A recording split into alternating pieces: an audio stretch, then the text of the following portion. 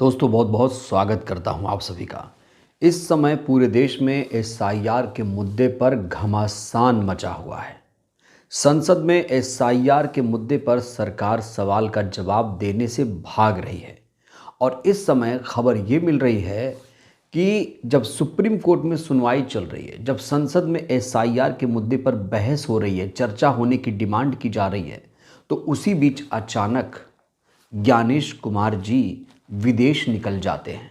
जी हाँ दोस्तों, इस समय की बड़ी खबर यही है कि ज्ञानेश गुप्ता विदेश जा चुके हैं, क्योंकि कहा जा रहा है कि एसआईआर के बदले सरकार ने उनको बहुत बड़े इनाम से नवाज दिया है। और ज्ञानेश गुप्ता ऐसे समय में विदेश गए हैं जब देश की सबसे बड़ी अदालत में इस समय एसआईआर के मुद्दे पर बहस हो रही है। एसआईआर के मुद्दे पर सुप्रीम कोर्ट एक बहुत बड़ा फैसला सुनाने वाला है। इस बीच चुनाव आयोग ने एसआईआर के मुद्दे पर एक और हलफनामा दिया है। उस हलफनामे में क्या कहा है दोस्तों, वो भी आपको बताऊंगा। लेकिन सबसे पहले एसआईआर के मुद्दे पर इस समय पूरे देश भर में चल क्या रहा है दोस्तों, इसे आपको जानना बहुत ज़रूरी है।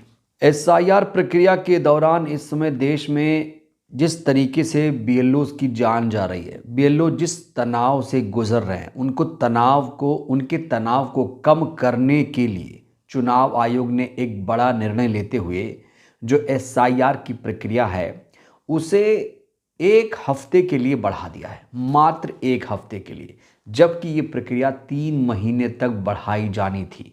लेकिन चुनाव आयोग ने मात्र 1 हफ्ते तक ही एसआईआर की प्रक्रिया बढ़ाई, सभी 12 राज्यों में। कायदे से तो चुनाव आयोग को ये करना चाहिए था कि यूपी के लिए अलग अवधि रखनी चाहिए थी, पश्चिम बंगाल के लिए अलग, केरला के लिए अलग, मध्य प्रदेश राजस्थान के लिए अलग अलग, क्योंकि इनकी डेमोग्राफी अलग अलग है।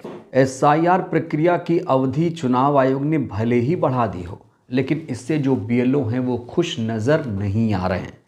बीएलओज़ ने डिमांड कर दी है कि जो एसआईआर की अवधि है करीब करीब 2 से 3 महीने बढ़ाई जाए, तभी एसआईआर की प्रक्रिया पूरी हो पाएगी। वहीं खबर पश्चिम बंगाल से है, जहां पर तमाम बीएलओज़ ने, सैकड़ों की संख्या में बीएलओज़ ने चुनाव आयोग के दफ्तर के सामने बड़ा आंदोलन किया, ज़बरदस्त तरीके से नारेबाजी की और साफ तौर से कह दिया है कि एसआईआर की प्रक्रिया को बढ़ाया जाए। लेकिन अभी चुनाव आयोग ने बीएलओ की डिमांड नहीं मानी है, इसीलिए अब विपक्ष के तमाम नेता बीएलओज़ के समर्थन में आ चुके हैं, खास तौर से विपक्ष के तमाम नेता, क्योंकि सत्ताधारी दल का कोई भी नेता बीएलओ के समर्थन में नहीं बोल रहा है। सरकार ने चुप्पी साध रखी है। प्रधानमंत्री, मुख्यमंत्री, किसी ने भी बीएलओज़ की मौत पर सहानुभूति नहीं जताई है। इसीलिए एसआईआर मुद्दे की लड़ाई अब कोर्ट तक जा पहुंची है। एसआईआर के मुद्दे पर इस समय 12-13 याचिकाएं सुप्रीम कोर्ट में लगाई गई हैं। इन याचिकाओं में कहा गया है कि एसआईआर की अवधि 3 महीने तक बढ़ाई जाए। एक याचिका ये भी कहती है कि एसआईआर को वापस ले लिया जाए। तो मूल रूप से सुप्रीम कोर्ट में 2 तरह की याचिकाएं हैं।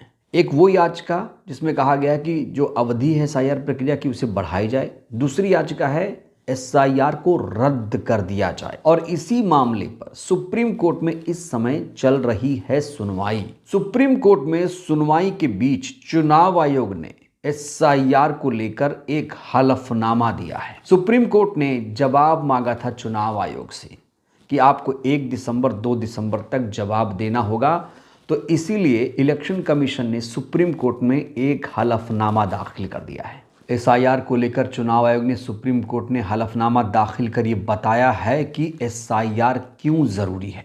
दोस्तों, विपक्ष एसआईआर का विरोध इसलिए कर रहा है क्योंकि विपक्ष का आरोप है कि एसआईआर के दौरान बड़े पैमाने पर वोटर डिलीशन का काम हो रहा है।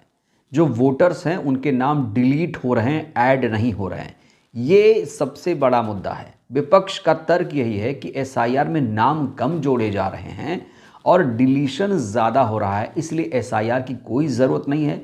और दूसरा बड़ा मुद्दा है 2003 की वोटर लिस्ट, क्योंकि ये जो एसआईआर प्रक्रिया है बहुत जटिल है और इसलिए भी इसका विरोध हो रहा है। जब चुनाव आयोग से पूछा गया कि एसआईआर क्यों ज़रूरी है, तो इसको लेकर चुनाव आयोग ने सुप्रीम कोर्ट में बाकायदा एक हलफनामा ही दाखिल कर दिया। चुनाव आयोग ने कहा है कि एसआईआर संवैधानिक और नियमित प्रक्रिया है जिसमें 99.77% मतदाताओं को फॉर्म दिए गए और 70.14% वापस प्राप्त हुए हैं। वृद्ध, दिव्यांग और संवेदनशील मतदाताओं के लिए विशेष निर्देश जारी किए गए हैं। यानी चुनाव आयोग ने अपने हलफनामे में एसआईआर की भूरी भूरी प्रशंसा की है।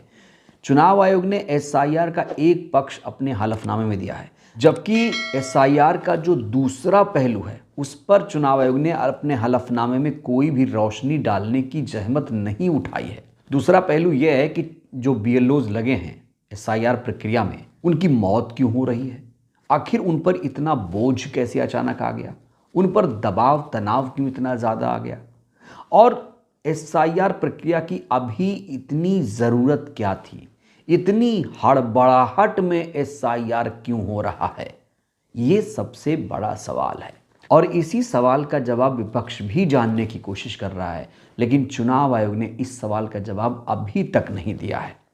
तो सुप्रीम कोर्ट में इस समय एसआईआर के मुद्दे पर सुनवाई चल रही है। पूरा देश सुप्रीम कोर्ट के फैसले का इंतजार कर रहा है, उम्मीद भरी निगाहों से सुप्रीम कोर्ट की तरफ देख रहा है, नए सीजेआई जस्टिस सूर्यकांत की तरफ देख रहा है कि जस्टिस सूर्यकांत एसआईआर के मुद्दे पर कुछ बड़ा ऐतिहासिक निर्णय लेंगे।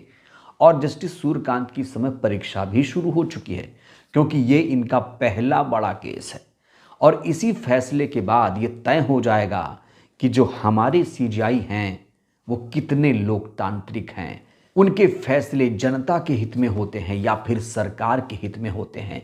ये देश की जनता देखेगी फैसला आने के बाद।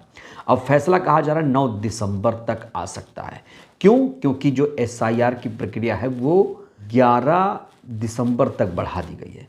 लेकिन दोस्तों, हैरानी की बात तो ये है कि जब सुप्रीम कोर्ट में सुनवाई चल रही है उसी दौरान ज्ञानेश कुमार जी विदेश चले गए हैं। जानते हैं क्यों?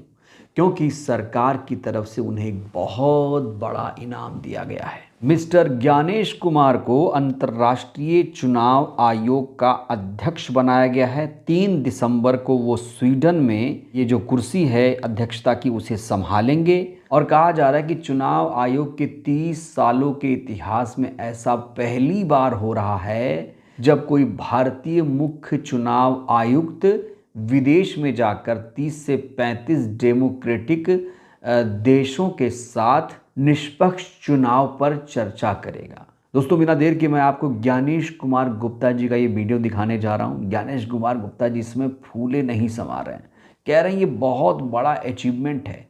फ्री, फेयर और ट्रांसपेरेंट इलेक्शन कराने के बदले इन्हें ये इनाम मिला है, इन्हें ये सम्मान मिला है।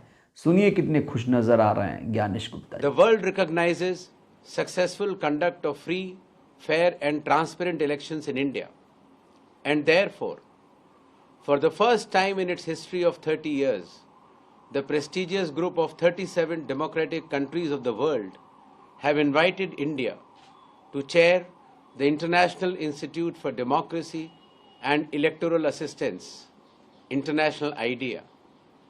This is a moment of immense pride for all the citizens of India and for all the election officials. Gyanesh Gupta ji का ये वीडियो सोशल मीडिया पर भी शेयर किया जा रहा है। लोग कह रहे हैं कि विपक्ष के जो नेता हैं वो ज्ञानेश कुमार गुप्ता की कार्यशैली पर सवाल खड़े कर रहे हैं, लेकिन Gyanesh Kumar Gupta ji free, fair, transparent election कराने में काफ़ी ज़्यादा मेहनत कर रहे हैं। वो भारत के लोकतंत्र को बचाने का काम कर रहे हैं, भारतीय चुनावी व्यवस्था को मजबूत कर रहे हैं।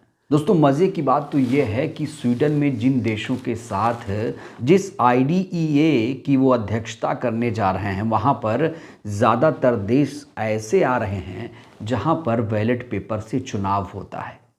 पूरी दुनिया में ईवीएम को बैन कर दिया गया है, लेकिन हमारे देश में अभी भी धड़ल्ले से ईवीएम का प्रयोग हो रहा है। तो सवाल तो वहाँ उठेंगे कि भाई ईवीएम से फ्री फेयर इलेक्शन कैसे हो रहा है, क्योंकि दावा तो चुनाव आयोग का यही है कि वो फ्री फेयर ट्रांसपेरेंट इलेक्शन करा रहा है, इसलिए उसे ये मौका मिला है, विदेश जाने का मौका मिला है, इतने बड़े पद पर बैठने का मौका मिला है। तो ज्ञानेश कुमार गुप्ता जी क्या जवाब देंगे, क्या मुंह दिखाएंगे जब वहाँ बड़े बड़े विकसित देश पहुँचेंगे और कहेंगे ये बताओ भारत में ईवीएम से चुनाव अभी क्यों हो रहा है, बैलेट पेपर से क्यों नहीं हो रहा है? तो क्या तर्क देंगे? तो इस सवाल का जवाब ज्ञानेश कुमार गुप्ता जी क्या देंगे, हमारी नज़र भी दोस्तों बनी हुई है इस पर। बहरहाल इस वीडियो में इतना ही। एसआईआर इस समय कितना निष्पक्ष तरीके से चल रहा है और ज्ञानेश कुमार गुप्ता जी कितने निष्पक्ष चुनाव आयुक्त हैं आपकी नज़र में? जिस तरीके से अभी चुनाव आयोग काम कर रहा है, आप लोग चुनाव आयोग से कितने सहमत हैं और सुप्रीम कोर्ट से कितना उम्मीद है आप लोगों को? राय दीजिएगा। धन्यवाद।